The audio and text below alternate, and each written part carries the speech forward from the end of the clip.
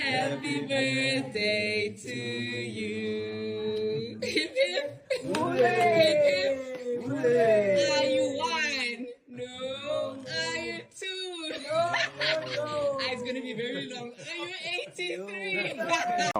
So the ANC has written to us. We have responded to say that we do not want to enter into domestic affairs of the so-called government of national unity. Let them deal with their issues. We have got the relevant platforms as MK where we're going to articulate our position in terms of what is to be done in relation to the budgeting framework, in terms of the money.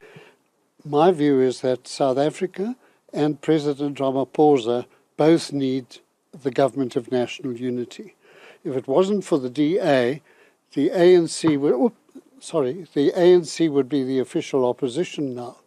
And without DA support, President Ramaphosa would be the leader of the opposition. So the G20 summit. No, look, we got a letter from the ANC Secretary General and we responded to say we do not want to enter into domestic affairs of the government, or so-called government of national unity. If they've got budget impasse, it's their own issue. They've constituted a government with representatives of the colonial system, of racism, of apartheid.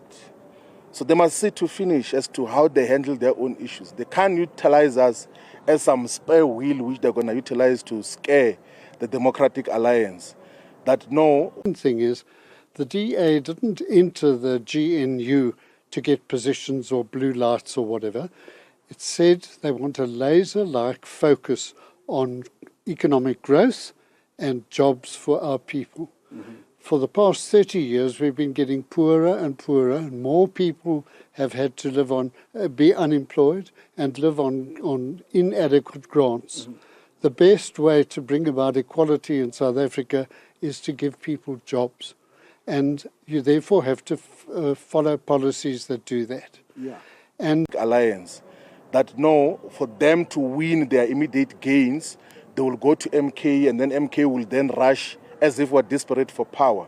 We know that as Mkhonto Wesizwe will represent majority of the people of South Africa, we are not desperate to enter into power through the ANC coalition or arrangements.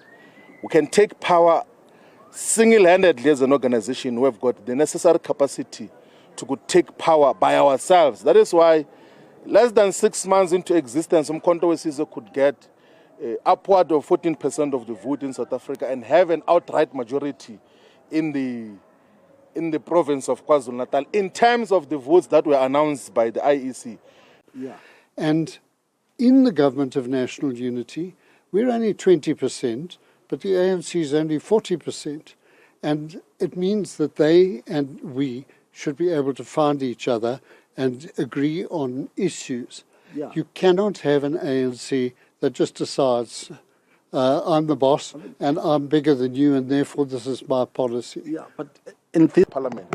But one thing for sure is that as long as the government of national unity or any government includes the Democratic Alliance and all these other aspects, we are not going to allocate any budget as Mkhonto Wesizwe to representatives of oppression to expand on land, on basic education.